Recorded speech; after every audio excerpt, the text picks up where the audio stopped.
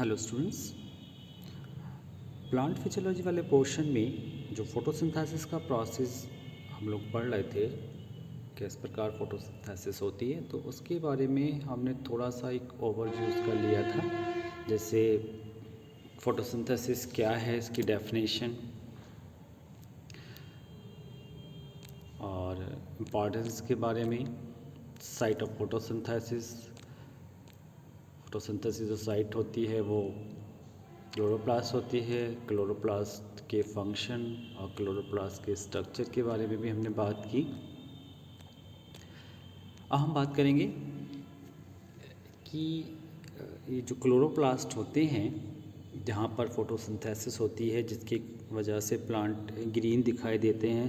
तो एक general question एक जो डेवलप होता है कि प्लांट्स हरे ही क्यों दिखाई देंगे, तो उसका क्या जवाब हम दे सकते हैं।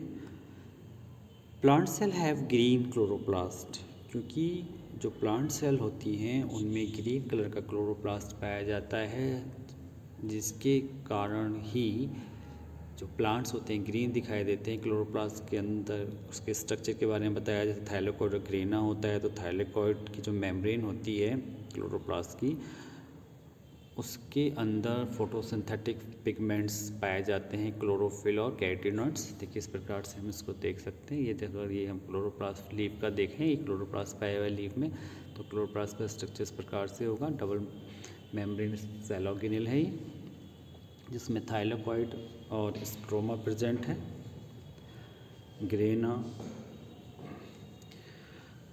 और ये देखिएगा आपस में किस प्रकार से फ्रेड द्वारा जुड़े होते हैं।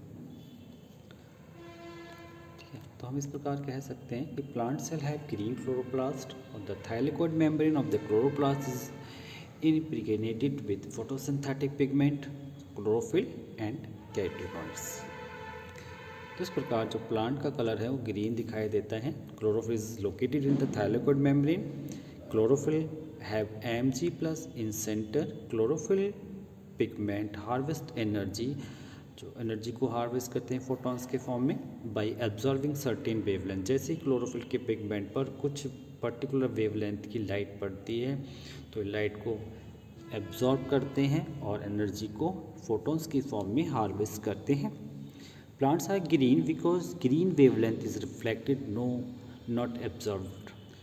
ये एक जनरल व्यू होता है विज़न का कि हमें कोई चीज़ पर्टिकुलर कलर की क्यों दिखाई देती है, कि उस वेवलेंथ की लाइट जब रिफ्लेक्ट होकर हमारी आइज पर पड़ती है तो वो हमें कलर शो होता है। जनरल प्रोसेस है विज़न का। अब हम पढ़ते हैं इसके मैकेनिज्म के बारे में। जैसे हम फोटोसिंथेसिस को, जैसे पहले भी बताया कि फोटोसिंथेसिस को हम दो स्टेप में, इसकी जो मैकेनिज्म है वो दो स्टेप में कंप्लीट होती है। एक तो लाइट रिएक्शन होती है, एक डार्क रिएक्शन होती है। लाइट रिएक्शन यानी कि हम लाइट डिपेंडेंट रिएक्शन और लाइट इंडिपेंडेंट रिएक्शन बोल सकते हैं। जो लाइट डिपेंडेंट रिएक्शन है, इनकी लाइट रिएक्शन है, इसमें फोटोफॉस्फोराइलेशन होता है और वाटर की फोटोलाइसिस होती है, जिससे ऑक्सीजन प्राप्त होती है। जबकि जो दूसरा प्रोसेस है जो केल्विन साइकिल के थ्रू होता है, जो इसमें CO2 का फिक्सेशन होता है और भोजन का निर्माण होता है, शुगर का निर्माण होता है।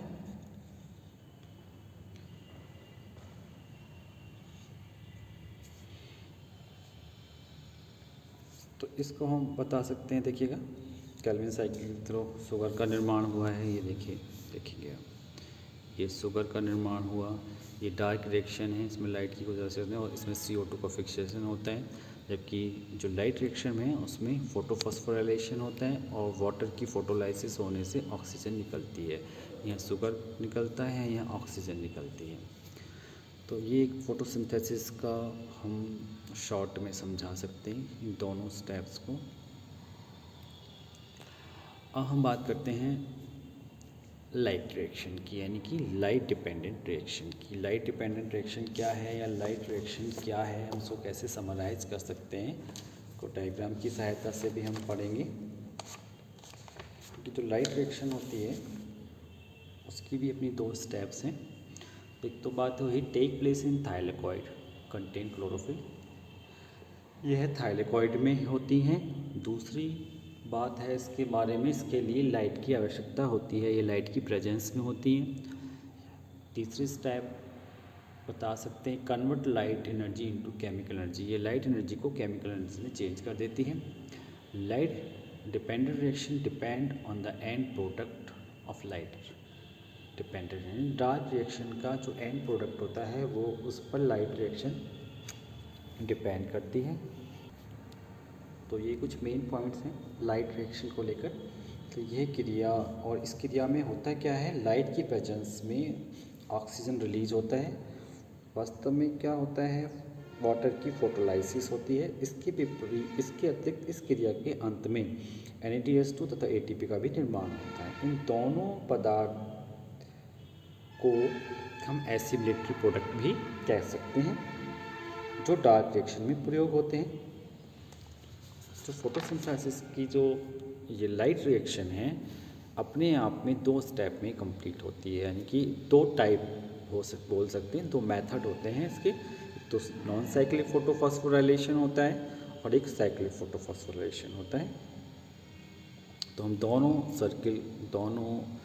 मेथड को पढ़ेंगे।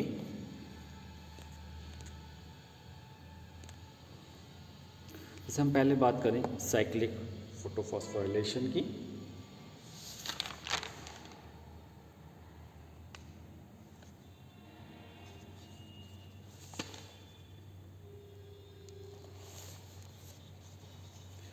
फॉस्फोराइलेशन की बात तो हम कर ही रहे हैं कि 2 प्रकार का फोटोफॉस्फोराइलेशन होता है। इसके अलावा भी जो लाइट रिएक्शन है उसको हम कुछ स्टेप में डिवाइड करके पढ़ सकते हैं, जिससे हमारा उसको समझना थोड़ा आसान होगा कि एक्चुअल में लाइट रिएक्शन में एक तो फोटोफॉस्फोराइलेशन हो ही रहा है, और जो फोटोफॉस्फोराइलेशन है वो साइक्लिक और नॉन साइक्लिक 2 प्रकार का है। इसके अलावा हम इसकी फोटो सिंथेटिक प्रोसेस की को समराइज़ करें और उसकी हम लाइट रिएक्शन को स्पेशली समराइज़ करें तो हमें कुछ पॉइंट्स को क्लियर करना पड़ेगा। वो क्या है देखते हैं आगे। क्योंकि फोटोसिंथेसिस का जो प्रोसेस होता है वो बहुत कॉम्प्लेक्स प्रोसेस है, तो इसको हम इस प्रकार से समझा सकते हैं, इसको समराइज़ कर सकते हैं। लाइट रिएक्शन को, समरी ऑफ लाइट रिएक्शन हम पढ़ेंगे। यह रिएक्शन पूर्णतः लाइट पर डिपेंड करती है और लाइट ना मिलने पर यह तुरंत रुक जाएगी, क्योंकि टोटली लाइट पर डिपेंड करती है। इसकी हम स्टेप्स को देखें तो पहली स्टेप हो सकती है absorption of light and excitation of chlorophyll molecule. इस स्टेप में एक्चुअल में होता क्या है, क्लोरोफिल के अणु प्रकाश के निश्चित फोटॉन्स को एब्जॉर्ब करके कुछ समय के लिए एक्साइट हो जाते हैं।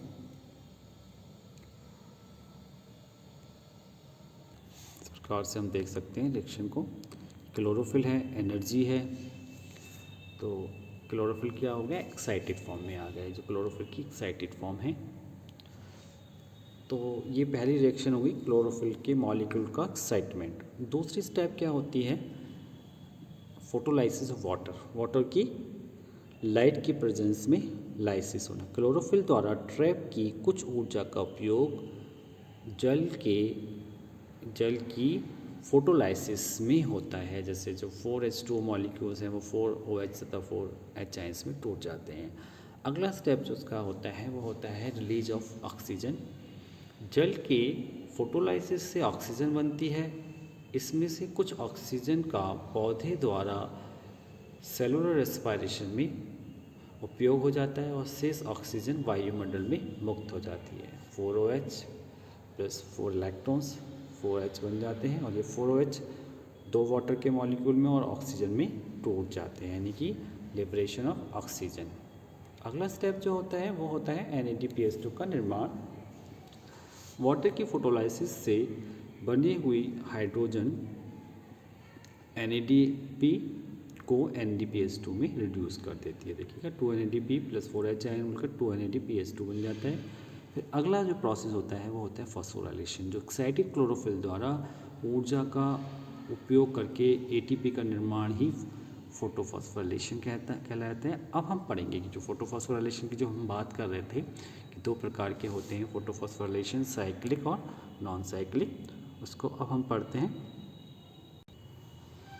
साइक्लिक फोटोफॉस्फोराइलेशन जिनमें क्या होगा, साइक्लिक फोटोफॉस्फोराइलेशन में यह रिएक्शन केवल उस समय होती है जब CO2 का एसिमिलेशन कम हो जाता है तथा NADPH2 इकट्ठा होने लगता है और इसमें केवल PS फर्स्ट ही भाग लेगा। इसका मेन पिगमेंट जो P700 है 683 म्यू या उससे अधिक की वेवलेंथ को एब्जॉर्ब करेगा और एक्साइटेड हो जाएगा और 4 हाइड्रोजन इलेक्ट्रॉन को एक्सपेल कर देगा। ये जो इलेक्ट्रॉन्स हैं अननोन इलेक्ट्रॉन एक्सेप्टर द्वारा एक्सेप्ट कर लिए जाते हैं। X से इलेक्ट्रॉन्स FRS होते हुए फेरोडॉक्सिन में पहुंच जाते हैं। फेरोडॉक्सिन से ये साइटो B6 में ट्रांसफ़र हो जाते हैं। इस प्रकार ट्रांसफ़र में जो इलेक्ट्रॉन्स की कुछ एनर्जी है भी, जो एक्स्ट्रा एनर्जी है वो ADP से इनऑर्गेनिक फॉस्फेट मिलकर ATP मॉलिक्यूल बनाने में काम आ जाती है। फिर साइटो B6 से इलेक्ट्रॉन साइटो F को ट्रांसफ़र होते हैं और इस ट्रांसफ़र में भी ATP मॉलिक्यूल का निर्माण होता है। तो साइटो F तक आते आते जो इलेक्ट्रॉन्स हैं वो ग्राउंड लेवल पर आ जाते हैं और ये प्लास्टोसाइनिन के द्वारा होते हुए P700 में पहुंच जाते हैं। यानी कि इस क्रिया में P700 से निकले हुए जो इलेक्ट्रॉन्स होते हैं एक सर्किल पूरा करने के बाद वापस P700 में ही पहुंचते हैं। इसलिए इस प्रकार का जो फॉस्फोराइलेशन है उसको फोटोफॉस्फोराइलेशन, साइक्लिक फोटोफॉस्फोराइलेशन कहा गया है। देखिएगा, ये है साइक्लिक P700। ये फोटॉन्स पढ़े, ये एक्साइटेड होते हैं, जैसे ये फोटॉन्स यहाँ से पढ़ रहे हैं, एक्साइटेड जो P700 एक्साइटेड हुए जो इलेक्ट्रॉन्स हैं, फिर ये इलेक्ट्रॉन्स, ये 4 इलेक्ट्रॉन्स निकले X द्वारा, फिर से FRS होते फेरोडॉक्सिन से देखिए यहाँ पर ATP का भी निर्माण हो रहा है। फिर साइटो B6 से साइटो F, फिर प्लास्टोक्विनोन से होते हुए डायरेक्ट P700 में आ जाते हैं। इस प्रकार का जो फॉस्फोराइलेशन है वो साइक्लिक फोटोफॉस्फोराइलेशन कहलाता है, जिसमें P700 से निकले हुए इलेक्ट्रॉन्स एक सर्किल पूरा करने के बाद वापस P700 में ही पहुँच जाते हैं। इस प्रकार हमने देखा फोटोसिंथेसिस की जो लाइट रिएक्शन है, जिसमें लाइट की आवश्यकता होती है